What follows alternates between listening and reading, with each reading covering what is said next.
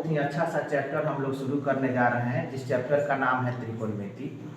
और आप सभी बच्चों को ये जानकारी भी है कि बोर्ड का परीक्षा बहुत ही नज़दीक है और बोर्ड के परीक्षा में सबसे ज़्यादा प्रश्न त्रिकोणमिति से पूछे जा रहे हैं। और त्रिकोणमिति जो है वो बच्चों को पहली बार वर्ग दशम में पढ़ने के लिए मिलता है और बच्चों को सबसे ज़्यादा प्रॉब्लम भी उसमें क्रिएट होता है। तो आइए हम लोग ये बहुत ही अच्छा सा एक चैप्टर ये शुरू करने जा रहे हैं, जिसका नाम है त्रिकोणमिति। आप इस बोर्ड के माध्यम से इसको सही तरीके से समझने का प्रयास कीजिएगा। देखिए, सबसे पहले तो यहाँ पर त्रिकोणमिति एक शब्द आता है जो आप देख रहे हैं। ये त्रिकोणमिति त्रिकोण और मिति से मिलकर बना है, यानी इसमें तीन शब्द मिले हुए हैं। जहाँ पर देख रहे हैं एक त्रि है, दूसरा कोण है और तीसरा मिति है। जहाँ पर त्रि का अर्थ होता है तीन और कोण का अर्थ कोण ही होता है, साथ ही मिति का अर्थ होता है मापना। और यहाँ जो आप देख रहे हैं ट्राइगोनोमेट्री, इस ट्राइगोनोमेट्री के अनुसार देखें तो ये दो शब्द से मिलकर बना हुआ है हमारा ये त्रिकोणमिति, जिसमें सबसे पहला है ट्राइगोन और दूसरा है मेट्री। यानी कि ट्राइगोन और मेट्री से मिलकर ये त्रिकोणमिति बना हुआ है। जहाँ ट्राइगोन का अर्थ है तीन भुजाओं से घिरा हुआ और मेट्री का अर्थ होता है मापना। यानी कि तीन भुजाओं से घिरे हुए क्षेत्र को जब हम मापन करते हैं तो ये हमारे इस त्रिकोणमिति के अंतर्गत आते हैं। तीन भुजाओं से घिरे हुए क्षेत्र में हम लोग उसके भुजा का भी मापन करते हैं, यानी कि साइड का मापन करते हैं, और उसके कोण का भी मापन करते हैं, यानी उसके एंगल का भी मापन करते हैं। तो आप ये समझ सकते हैं कि by the using of trigonometry we can measure the angle of a triangle and we can also measure the side of a triangle. त्रिकोणमिति का प्रयोग कर हम सभी किसी भी त्रिभुज के भुजा का भी मापन कर सकते हैं और उसके कोण का भी मापन आसानी से कर सकते हैं, जो कि यहाँ पर आप बोर्ड के माध्यम से देख रहे हैं। और बच्चों को मैं यहाँ पर बताना चाहता हूँ कि आप अगर त्रिकोणमिति को भली भांति समझना चाहते हैं तो इसके लिए आपको समकोण त्रिभुज के बारे में जानकारियाँ प्राप्त करनी होगी, क्योंकि मैंने जो अध्ययन किया उसमें यह पाया कि by the using of a right angle triangle we can understand to the clearly of the trigonometry. Right angle triangle का प्रयोग कर यानी कि समकोण त्रिभुज का प्रयोग कर हम लोग इस ट्रिग्नोमेट्री को भली भांति समझ सकते हैं। तो बेस है समकोण त्रिभुज इस त्रिकोणमिति का, बैकबोन है समकोण त्रिभुज इस त्रिकोणमिति का, और समकोण त्रिभुज को जानना बहुत ही जरूरी है। आइए बहुत ही कम समय में हम लोग जानने का प्रयास करते हैं इस समकोण त्रिभुज के बारे में। देखिए, त्रिभुज तो कई प्रकार के होते हैं, लेकिन उसमें भी हम आज जानने जा रहे हैं ये राइट एंगल ट्रायंगल के बारे में। आप तो जानते हैं कि वैसा ट्रायंगल जिसका एक एंगल 90 डिग्री के इक्वल हो उसे ही राइट एंगल ट्रायंगल कहा जाता है, यानी उसे समकोण त्रिभुज कहा जाता है। और समकोण त्रिभुज का बेस ये होता है जिसको B से डिनोट करते हैं, ये परपेंडिकुलर होता है जिसको P से डिनोट करते हैं, और ये हाइपोटेनस होता है जिसको H से डिनोट करते हैं।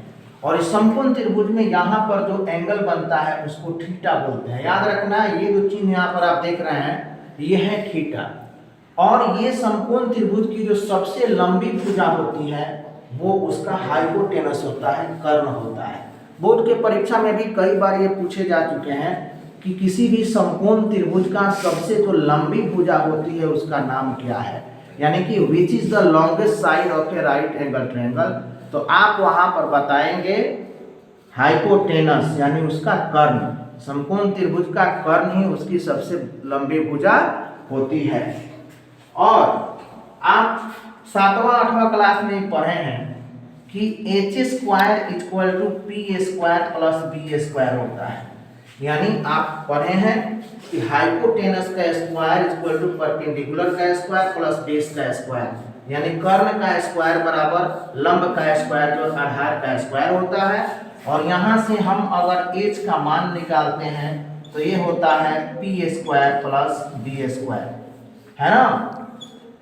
तो ये फार्मूला इसका सबसे इम्पोर्टेंट फार्मूला है और इसी फार्मूला से ये सभी फार्मूला और भी आप निकाल सकते हैं। इधर लाएंगे तो इसका चिन्ह बदलता है ना, b को लाएंगे एच स्क्वायर के बगल में तो उसका चिन्ह बदल जाएगा, तो P square equal to H square minus B square हो जाता है और हम बी स्क्वायर यहाँ पर आएंगे तो H square minus P square हो जाता है। दूसरा चीज यहाँ पर हम लोगों को जानना है कि समकोण त्रिभुज में इतने सारी बातों के बाद अब हम जानेंगे कि त्रिकोणमिति में मुख्य रूप से 6 प्रकार के फंक्शन का हम लोगों को अध्ययन करना है। जहां देखिए एक होता है साइन थीटा और इस साइन थीटा का अपोजिट कोसेक थीटा होता है। दूसरा एक होता है कोस थीटा, इस कोस थीटा का अपोजिट सेक थीटा होता है। और थर्ड में होता है टैन थीटा, इस टैन थीटा का अपोजिट कॉट थीटा होता है। सिंपल सा फार्मूला पर हमारा ये ट्रिग्नोमेट्री काम करता है। जैसे कि a बाई बी का अपोजिट आपसे पूछा जाए तो आप सीधे b बाई ए बता दीजिएगा। और मैं अगर कहूँ कि a बाई बी और b बाई ए को आप मल्टीप्लाई कर दो तो कितना होगा, तो आप इसको कटा कर बता दीजिएगा कि सर 1 होगा। क्या ये समझ में आपको आ रहा है? ठीक इसी प्रकार से अगर साइन थीटा का अपोजिट कोसेक थीटा है तो हम यहाँ पर sine theta into cosec theta भी अगर लिखेंगे तो ये एक ही होगा, क्योंकि वो उसका अपोजिट है। किसी भी नंबर को उसके अपोजिट से गुना करते हैं तो 1 प्राप्त होता है। तो जब साइन थीटा का अपोजिट कोसेक थीटा है तो निश्चित तौर पर हम साइन थीटा को कोसेक थीटा से गुना करेंगे तो वो 1 ही होगा। उसी प्रकार से इसमें जितने सारे फंक्शन आप देख रहे हैं, कॉस थीटा को हम अगर सेक थीटा से मल्टीप्लाई करते हैं तो वह भी 1 ही होगा और टैन थीटा को हम अगर कॉट थीटा से मल्टीप्लाई करते हैं तो वो 1 ही होगा।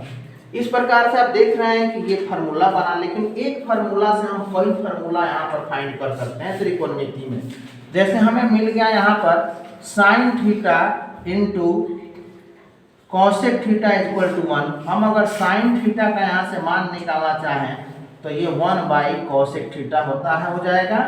और कॉसेक थीटा का हम अगर मान निकालना चाहें तो साइन थीटा इधर इसके बट्टा में चल जाएगा और 1 बाई साइन थीटा हो जाएगा।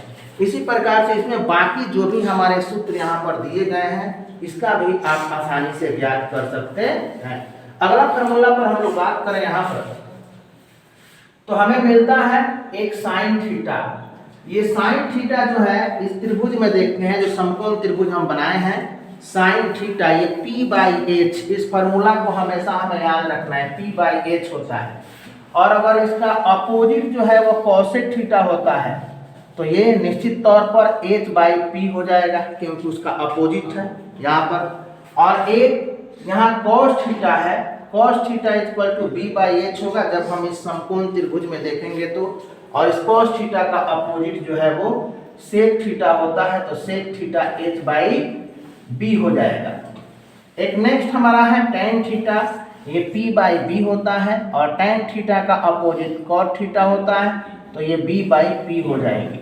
जैसे ही आपको अब सिद्ध करने के लिए कोई भी प्रश्न इसमें से दिया जाता है, जैसे यहाँ पर दे दे कि सिद्ध करना है आपको कि sign theta into cosec theta बराबर 1 होते हैं, ऐसे आपको ये बेस है चूंकि, तो इसे हमें सिद्ध करना है।